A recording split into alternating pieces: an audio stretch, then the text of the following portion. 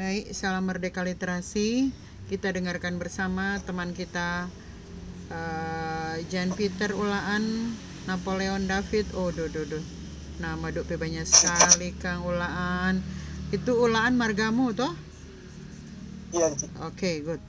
Ya, kita akan dengarkan bersama materi pada modul 8 tentang artikel ilmiah dari teman kita Jan Peter. Disilakan Jan.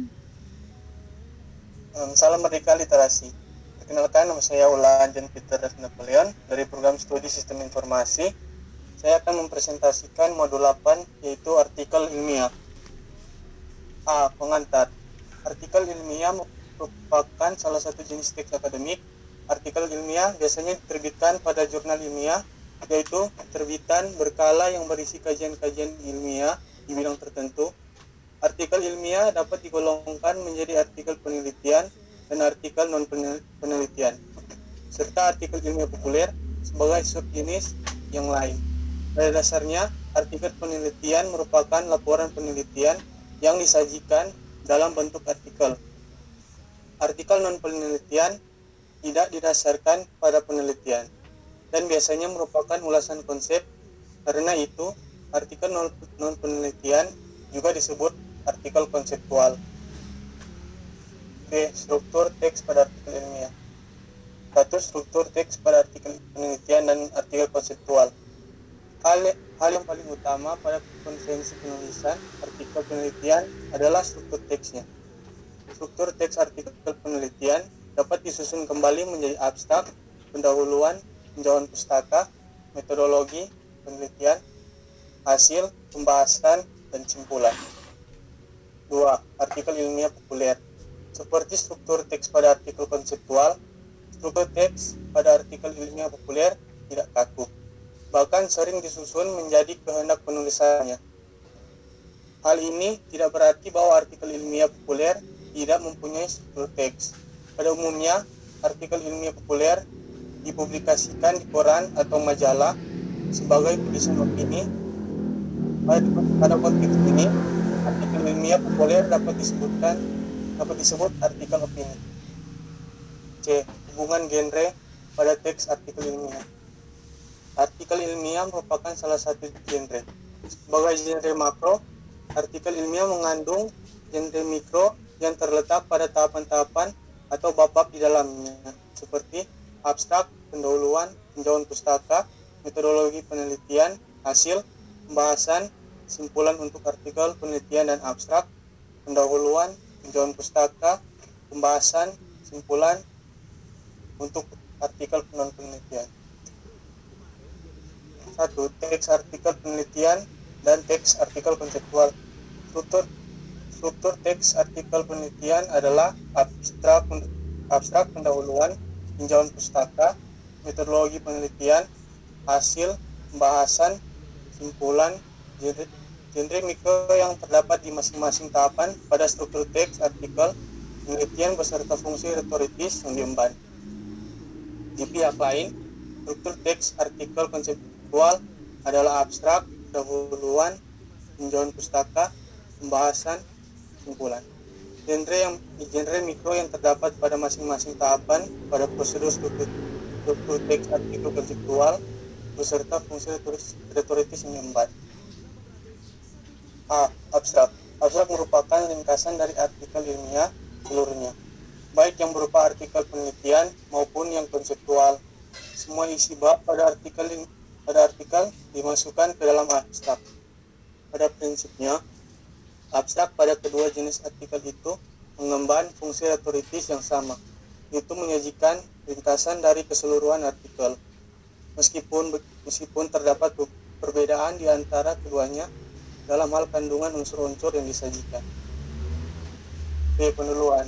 Bab pendahuluan berfungsi sebagai pembuka artikel ilmiah. Dari bab ini, pembaca mengetahui arah pembicaraan pada artikel tersebut. Kandungan yang terdapat pada bab pendahuluan adalah 1. Pokok persoalan yang dieksplorasi pada artikel. 2. Alasan tentang pentingnya pokok persoalan itu dieksplorasi. Dan 3.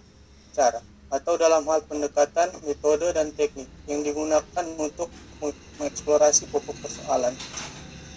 Tinjauan pustaka. Pada prinsipnya, bab tinjauan pustaka pada artikel penelitian berisi dua hal. Pertama, ulasan tentang teori yang digunakan untuk memecahkan pokok persoalan yang dibahas. Dan kedua, ulasan terhadap penelitian sejenis yang telah dilakukan oleh orang lain atau oleh penulis artikel itu sendiri. B. Metodologi penelitian. Bab metodologi penelitian pada artikel penelitian membuat uraian tentang jenis, desain, dan tata cara pelaksanaan penelitian, termasuk langkah-langkah yang ditempuh. Pada bab ini dijelaskan secara rinci pendekatan metode, teknik pengumpulan data, dan teknik analisis data. B. Hasil. Bab hasil hanya terdapat pada artikel penelitian. Isinya adalah sajian temuan-temuan penelitian sesuai dengan klarifikasi data yang ada. Sajian tersebut dapat dinyatakan dengan grafik, tabel, histogram, gambar, atau bahkan alir. Pada bab ini belum disajikan interpretasi dan perbandingan antar kelompok data. Pembahasan. Seperti terlihat dari namanya, bab ini berisi pembahasan dan atau penjelasan mengenai temuan-temuan penelitian dari berbagai sudut pandang teori yang telah dijelaskan pada bab tinjauan pustaka. Bab ini merupakan tempat untuk menjawab persoalan yang dikemukakan pada bab pendahuluan. G. Kesimpulan.